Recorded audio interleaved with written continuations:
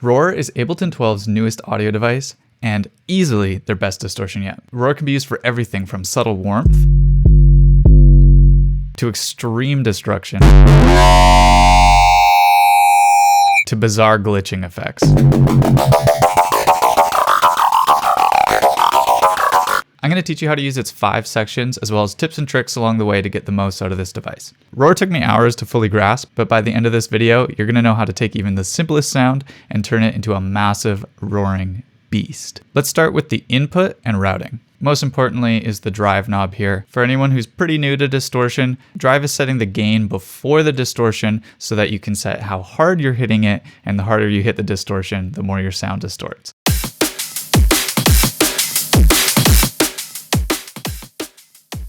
Next to that is the tone shaping. If you set to the right, you're going to be emphasizing the highs and de-emphasizing the lows. And if you set to the left, the opposite.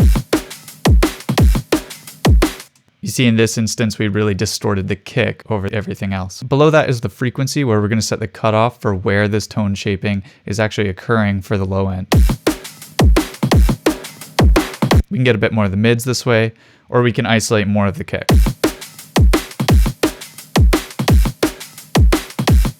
Now above that, you actually have this color compensation setting. What this does is after you do the tone shaping, it's actually going to mirror kind of the tone shaping to rebalance things out. For example, here we emphasize the lows and de-emphasize the highs going into the distortion, which obviously made our sound a lot darker. So if we click this, it's going to rebalance things to compensate the highs back up. Or if we did the opposite, if we really smashed the high end, we can rebalance that. Now's where things really start to get interesting. Down here we have the routing. So the single stage option just means that there's going to be a single stage of distortion, while serial means there's going to be 2 stages of distortion, the first one going into the second one. So if you distort heavily on stage 1, that's going to change what's going into stage 2. So get stage 1 where you want it, and then add in stage 2. Now, if you play around with the blend setting, what it's going to do is you're actually going to hear more or less of one of the 2 stages. So for example, if we go all the way to the left and we're 100% blended to the first one, it's pretty much just a single stage at this point. No matter what we do to stage 2, you're not going to hear any of it. However, if we went all the way to the right, yes, all we're hearing is stage 2, but the sound of stage 1 still goes into stage 2. So this will still affect things. While if we're somewhere in the middle, you get a bit of stage 1 before it goes through stage 2, so you can kind of blend those two. Now parallel just takes the 2 stages and it separates them, so they're both happening at the same time, and neither is affecting one another, and then the blend is just deciding how much you hear either of those. Now multiband is where things really start to get interesting. It's going to take our input and it's going to split it into 3 bands based off these cutoffs. So everything below 200 is our lows right now, and everything above 2000 is our highs. I like to focus on 1 band at a time. So let's start with the lows.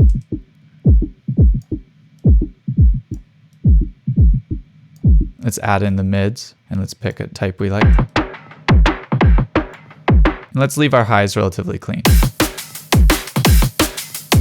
You could even use this as a mastering tool because clipping has become really popular for mastering. So you could technically 3-band split this and clip each band differently. Mid-side is where things start to get really bonkers because now we're taking the mid signal and the side signal and we're distorting them separately. This starts to separate the stereo even more from the middle. If things start to get too wide, you can rebalance that with this blend amount. You could even hypothetically use this to isolate the sides, or isolate the middle. Then lastly, you have this feedback mode. Now the feedback mode is really cool where you have distortion on the direct signal, which is pretty much like the single routing of distortion. But then you have this distortion, which is going to distort the feedback signal.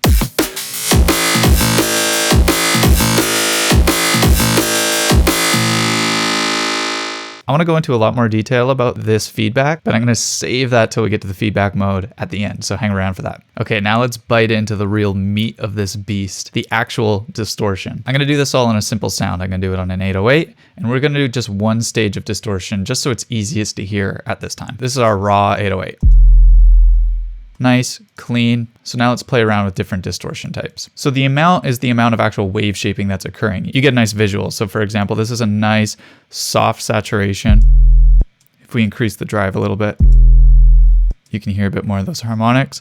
And the more we increase this amount, the closer we're getting to, say, hard clipping. This drastically changes the harmonics that the distortion make, depending on which type you're using.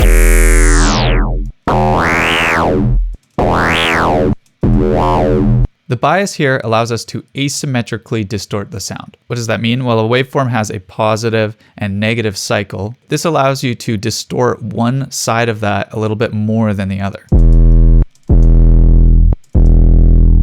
The reason this is really nice is on something like a bass, you can really hear the upper harmonics added by the distortion flutter at the rate of the root harmonic.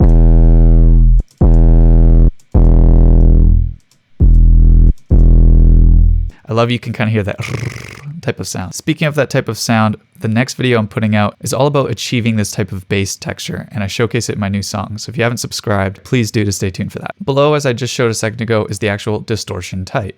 You have the soft, digital clip, bit crusher, diode clipper, tube preamp, half wave rectifier, full wave rectifier, polynomial. I'm sure my bass heads are already thinking about how to use that one. Fractal, trifold,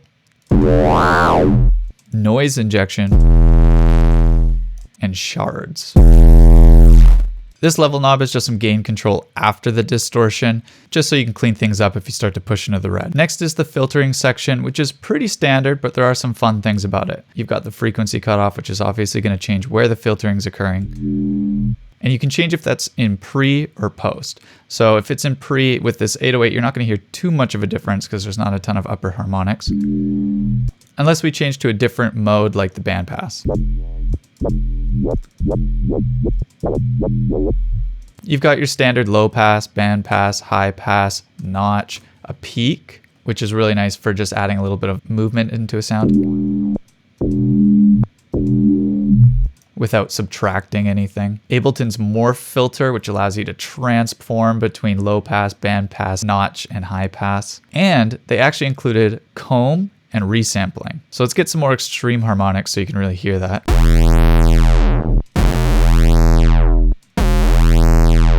And again, that can be pre or post, so there's a lot of ways you can use that. And resampling, which plays around with the sample rate, which will be more obvious actually if we have less distortion. This is basically the same as changing the rate on the Redux. And if you want to toggle either of them off, you have on and off switches for both the distortion and filtering. So you can use just the filter or just the distortion if you need to. So really play around with these. You can get some interesting sounds. Like for example, shards has this just like random noise texture at low values. Add that into another stage of distortion.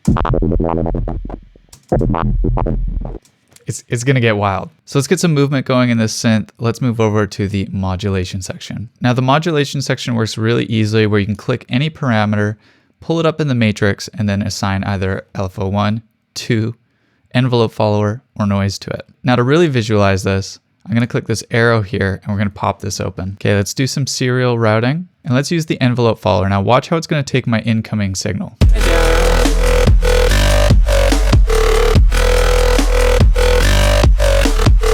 So let's start applying this to things. I want to get some movement in here, so perhaps let's use the peak filter. Let's up the peak and let's modulate the cutoff with the envelope follower.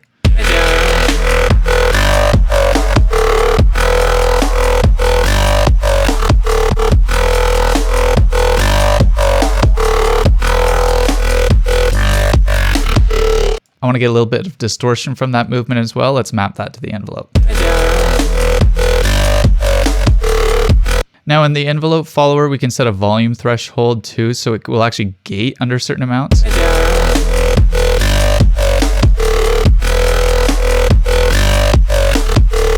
You can see with the blue line how much more dramatic that is because it's only reacting to the peaks. And we can even tighten that up, make it even tighter how it reacts with the attack and release.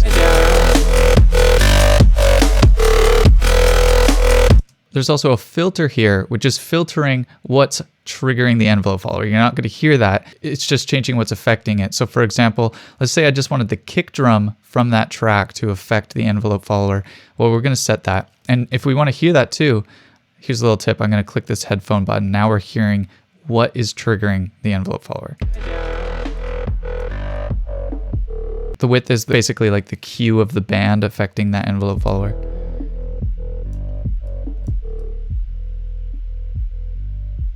Look, now just the kick drum is triggering that envelope follower. Now that I know that, let's get that kick drum to really push this shaper amount.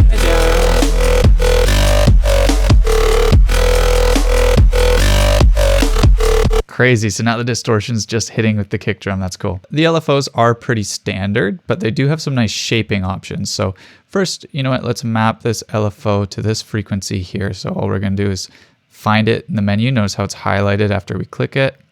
LFO 2. And let's change the rate to something that fits the song. Maybe an 8th note.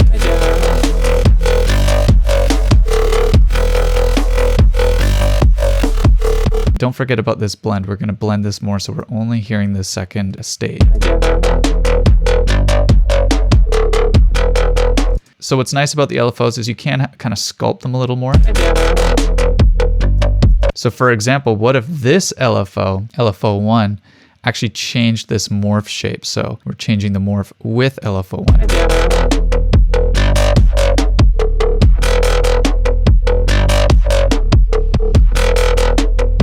You could even do this with rate if you really wanted to.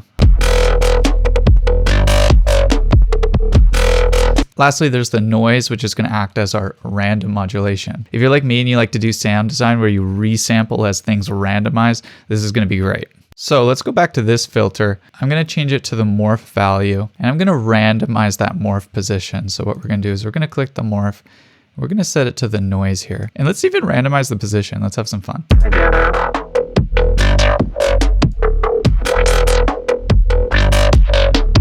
You could get some fun random effects from that. Let's speed up the rate a little too.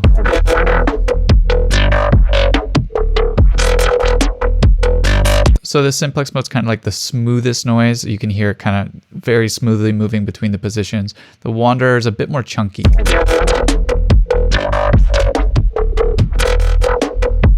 And it moves a lot more in those positions. Simplex is smaller, simpler movements. Wanderer, really crazy. Sample and hold, far more jagged and chunky if we turn the smooth down. But you can smooth that out. Brown noise is just so random. This is like really staticky. You lose the rate option and it just becomes a mess. Before we get to the feedback section, I do want to talk a bit more about the output. So you have your standard final output volume to correct things at the end. You have a dry wet for the whole device. But what's also really cool is you have this compressor. The more you turn it to the right, the more you increase the compression. This compressor is not a limiter. Sometimes it can seem like a limiter when you crank things because it doesn't go above 0. But that usually has more to do with the distortion itself clipping things, so do be aware of that. If you want to sculpt what's actually affecting that compressor, this sidechain high pass filter right here, what this does is it sets a little high pass to what's hitting this compressor so that it'll react more to, say, transients instead of a beefy bottom end. So if you're putting this on a song with like 808s, you can have it so like the 808s don't really trigger the compressor and has more to do with like the snare, for example. Now, moving to the feedback section, I actually want to mention something else about feedback. If you ever need feedback on your music, someone to help you produce your music, mixing or mastering, I actually offer all those services and you can find out more in the description of this video. Okay, so feedback. Before we even talk about the feedback distortion, let's just look at the feedback itself. For anyone who's not really familiar with feedback, it's kind of like a delay, but instead of it just delaying the output, it actually goes back through the system again. It goes back through distortion, back through filtering every time it delays. So let me show you. I'm going to hit play and watch how it delays out. So we can change that with the rate.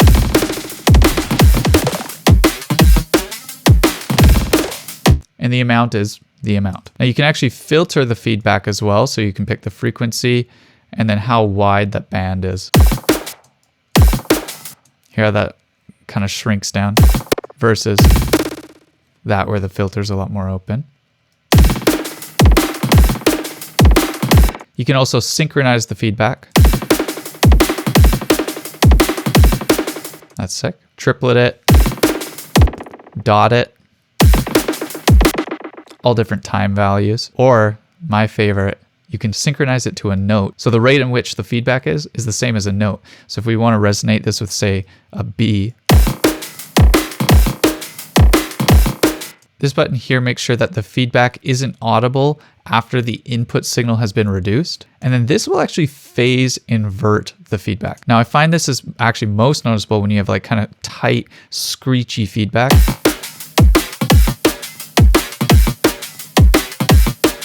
See how it kind of changes the timbre?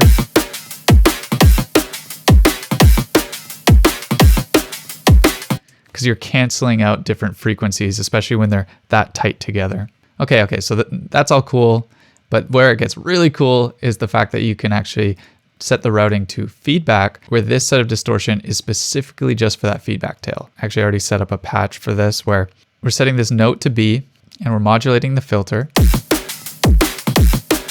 And now let's start to turn on the feedback.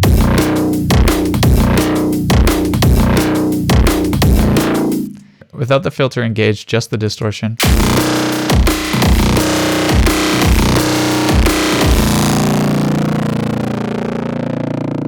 And now let's add the filter in.